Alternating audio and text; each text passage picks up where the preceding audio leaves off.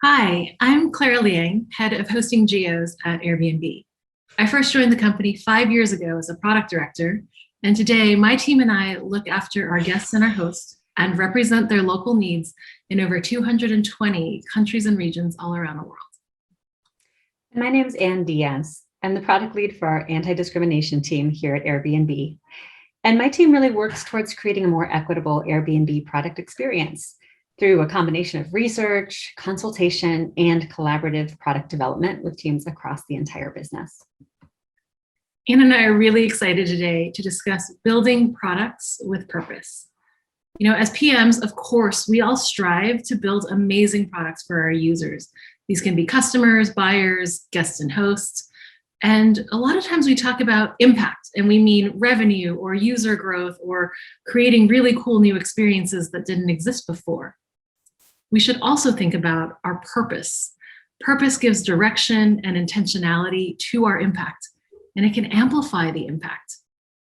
At Airbnb, our purpose is rooted in connection and belonging, powered by our community. And it's so important for PMs to think about. We are stewards of the product roadmap and how that roadmap ties back to your larger purpose. A roadmap is what we build, when, and importantly, why. And a huge part of roadmap in our role is prioritizing. Every single day, we make decisions of what to work on and also what not to work on right now, which means by definition, some features and potentially some users might be included and others not just yet. So we have a responsibility and an opportunity to think holistically and be really intentional about the trade-offs we're making, both the intended ones and the unintended. And as PMs, we also play a key role in how our cross-functional teams work together and how we make sure our insights and our knowledge and expertise on our team become shared across the entire company. So today, we wanted to share a few things that PMs can think about as we go about our days to build purposeful products. Who you're building with and how you bring the full experience of your team to life, how you define success for your team and your product and how you measure it, and who your product actually impacts. Over the years, Ann and I have been really lucky to work together on some very meaningful projects along the way. And so we have some stories from our journey together that we're excited to share. One of them was actually working on improving our product for travelers with physical disabilities. Exactly. So first, let me share some context. I actually started my career at Airbnb as a user experience researcher. And one of my colleagues on the team had a father who himself was in a wheelchair. And I remember we were at lunch one day and she actually brought up this idea from her own personal experience of could we do more as researchers to understand and think about how we might better serve guests with physical disabilities. So at Airbnb, our product is really a facilitator. It helps you find the right place to stay, of course, but the full experience is about so much more than finding a home online. It often includes meeting your host, staying in the home, and having this brand new experience in an entirely different culture. So years ago, when I started having this conversation with this colleague, travelers with disabilities could search for homes that were labeled as, quote, wheelchair accessible on Airbnb.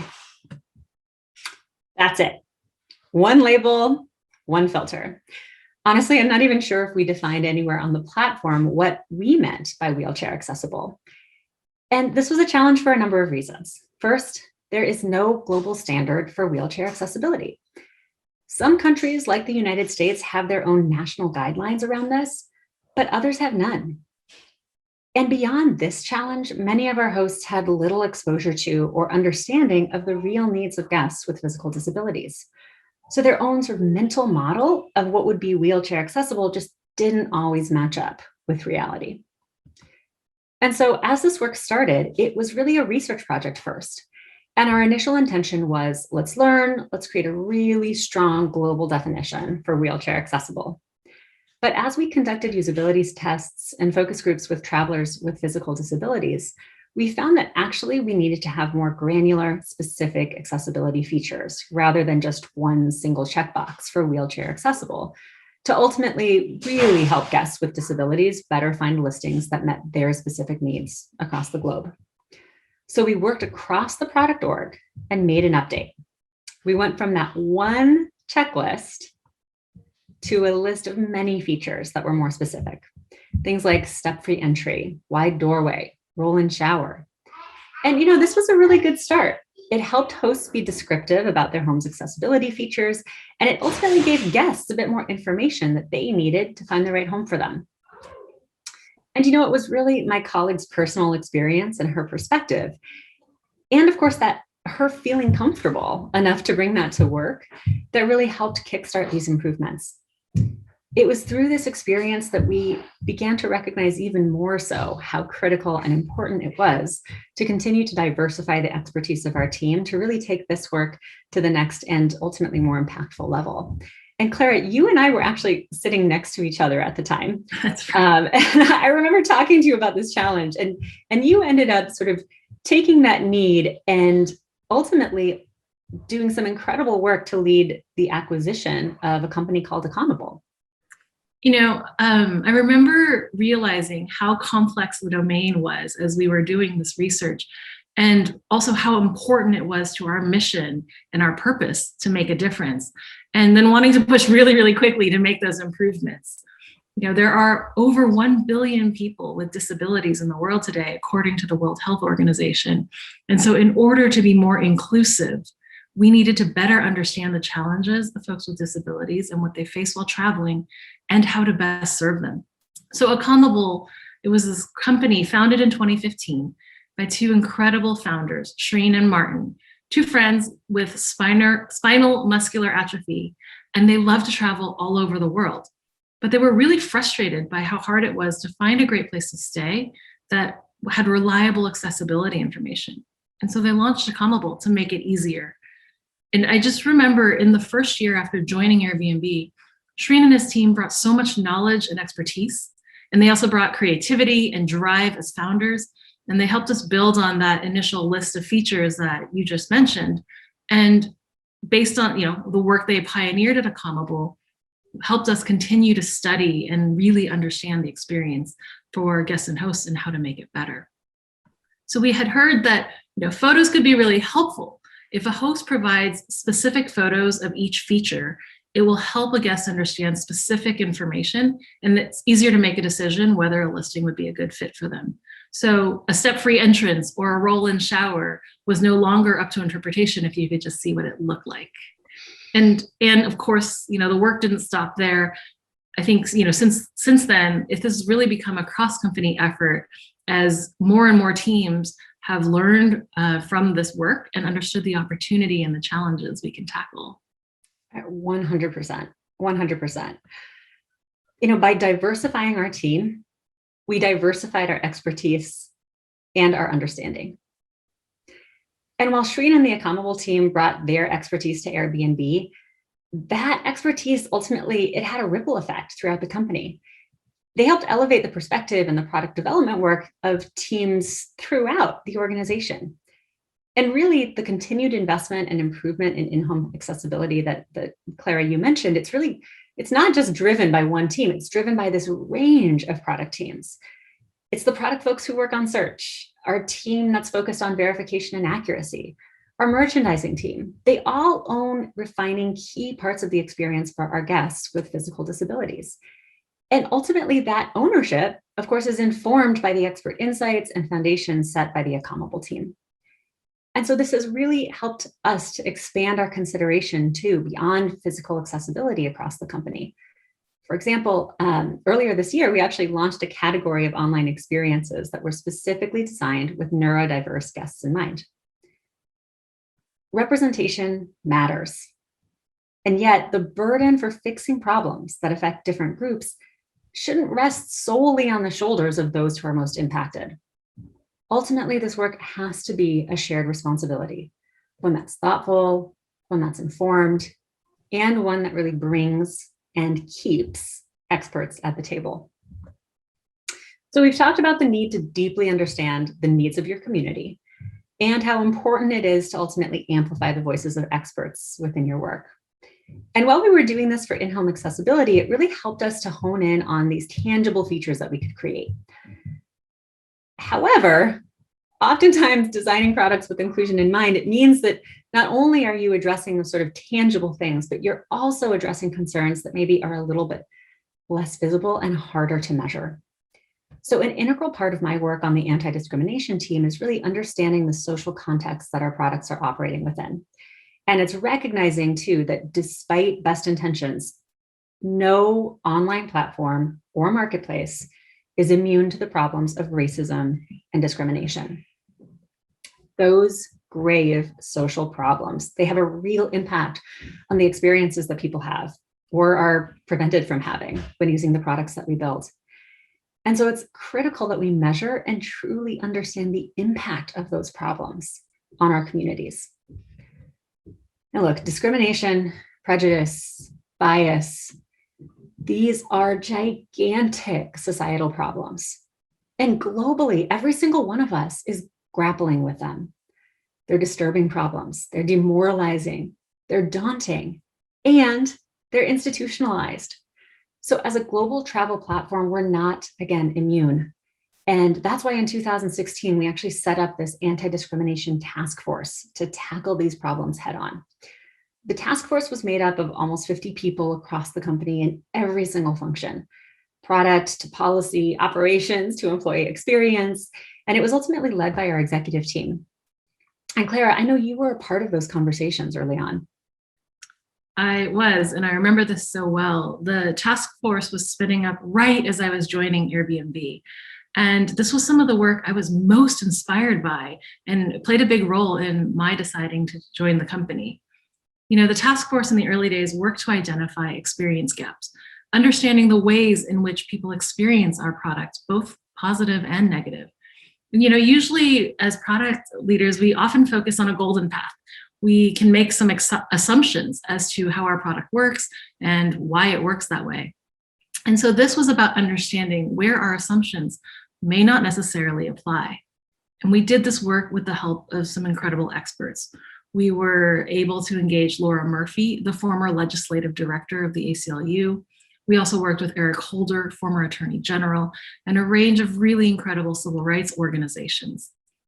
One of the most important things we realized as we started to take on this work is just how important it is to be very clear and direct with our community, our hosts, and our guests about our commitment to creating an inclusive travel experience, and that we have zero tolerance for discrimination. While we had a non-discrimination policy, the task force helped us to strengthen it. And from it, we created the community commitment. We wanted to bring focus and attention in the core product to this commitment. And so when you become a host or guest on Airbnb, everyone is required to attest to it. It's in the core sign-up flow. And you know, as PMs, you know, adding another step in the sign-up process, it's generally not the best for conversion, but that's precisely why we had it in the sign-up flow, because we knew people would see it and it mattered. In fact, if a user declines to attest to this commitment, we provide more information about our expectations and our policies. And we let them know there's serious consequences if they decline it. It will actually cancel their account. And so we launched this feature, even though it caused friction in the product experience, even though it meant that some users would not join. In fact, over 1 million people have actually declined this commitment. And so as a result, they aren't part of Airbnb today. This was a trade-off that was worth making. The commitment to an inclusive community mattered so much to us. Exactly. And, you know, I think that while setting expectations, it might seem small, but it is a critical first step. And it's really ultimately the foundation for additional product changes that address bias and discrimination head on. And so, you know, at Airbnb, we're kind of wondering where to start. And on our platform, the experience of booking a home, it is one of the most important core parts of the entire platform itself. Without a smooth booking experience, guests can't reserve a home to stay in for an upcoming trip. And so because of this import, we decided to focus our product work first on preventing and addressing discrimination and bias within the booking flow. Now, academic research shows that photos or how someone looks, that can really introduce a lot of bias into decision-making. So we updated our core booking experience to delay the display of the guest profile photo to hosts until after a booking is confirmed as opposed to before it. And in delaying the display of those photos to a more appropriate time in the product flow, we found that we could actually reduce that bias while understanding at the same time how it impacted critical business metrics. As product leaders, we all know that what you measure is what you prioritize. And since we're in this for the long haul, we decided to set out to create a methodology that would enable us to measure racial inequities in the product experience at scale in a really privacy-centric way. Our goal was to devise a process that would help us uncover where those inequities are occurring, which in turn would help us build better products and policies to address them, and then allow us to measure our progress as we continue to kind of chip away at those issues. And so we worked with a number of civil rights groups, privacy groups, and academics over 2 years to refine a solution, a rigorous process that ultimately generates anonymized demographic data. We call this methodology Project Lighthouse. And when we launched this in June of last year, we also published a technical paper that really detailed the process. And our hope was that other folks within product, like many of you on the line here today, can take that technical paper and really utilize the methodology and hopefully improve upon it. In May, we were really honored and honestly humbled when this work was recognized by the Tech Spotlight at the Harvard Kennedy School's Belfer Center. And later this year, we're going to be publishing our first Lighthouse annual report. We want to share what we've learned so far while we've been using this methodology. And it's our hope that more companies start to do this work too. Just as this work can't be done in a silo within a company, we as an industry can't make progress in creating more inclusive, equitable product experiences behind our own closed doors. We need to learn from one another. It's such a good point. When you zoom out and when you work together, you can often start to see things in new ways, which brings me to our next point, considering who your product impacts. So often as builders, we talk about our users. We emphasize user-centered design. We talk about use cases and jobs to be done. And while we might have a direct relationship with the users that signed up for us, they clicked our terms of service, if you will, the actual impact of our products is often much broader. And we can touch many people across the ecosystem. At Airbnb, this includes the family and friends that our guests bring with them when they travel. It includes the neighbors who live near our hosts. Often there are teams of people that help our hosts. This may include cleaners or repair professionals, and it actually extends to the entire community where Airbnb's trips take place. This can be coffee shops and restaurants, it can be local governments and more. And so we formalized 5 stakeholder groups that are very important to us: our hosts and our guests, the communities where Airbnb trips happen, our shareholders, and also our employees. And we actively consider the impact of our decisions on each of these groups of stakeholders. You can imagine, it's not easy. Not every decision we make can make everyone happy. But in considering our impacts and trade-offs and taking a view holistically, we can actually balance how we serve each of our important stakeholders over time. It helps us make more purposeful choices. An example of how this comes to light is a recent product we announced called the City Portal. So normally you expect us to build products for our guests and for our hosts. The City Portal is what it sounds like, a product built specifically for cities. These might be local governments or tourism boards, for example. And the City Portal can provide a holistic view of trends in the destination. A city can see how many guests have visited or how much tax was collected. It also helps city manage their short-term rental policies through this portal, and they can access support and resources that actually help support travel in their area. It's super early days, but it's an example of how supporting our hosts and our guests actually means thinking about the broader impacts. And Airbnb, working in partnership with their local community and government, actually helps many more people. It makes hosting easier, and it makes traveling even safer. Another example would be our efforts last year on frontline stays, where we built special features in our products so that hosts could offer places to stay for COVID-19 responders who either needed to be closer to their workplace or safely distanced from their families during the onset of this global pandemic.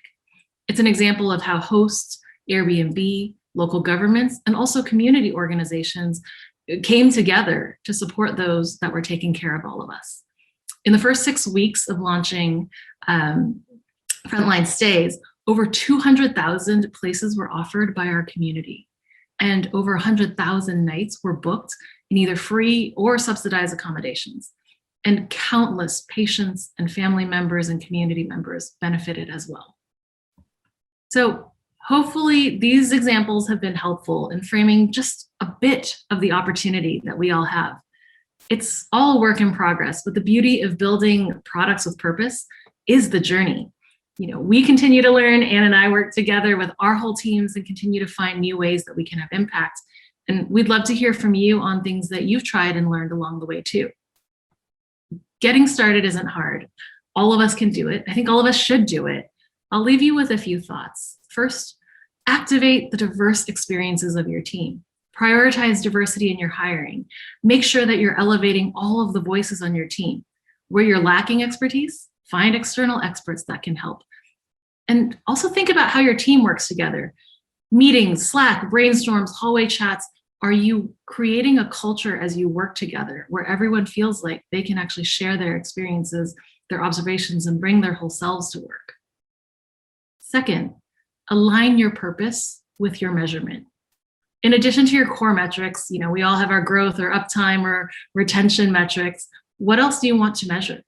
And as you're setting goals and OKRs for your team, are you defining the full definition of what success looks like for your team? Make sure you measure what matters, all of it.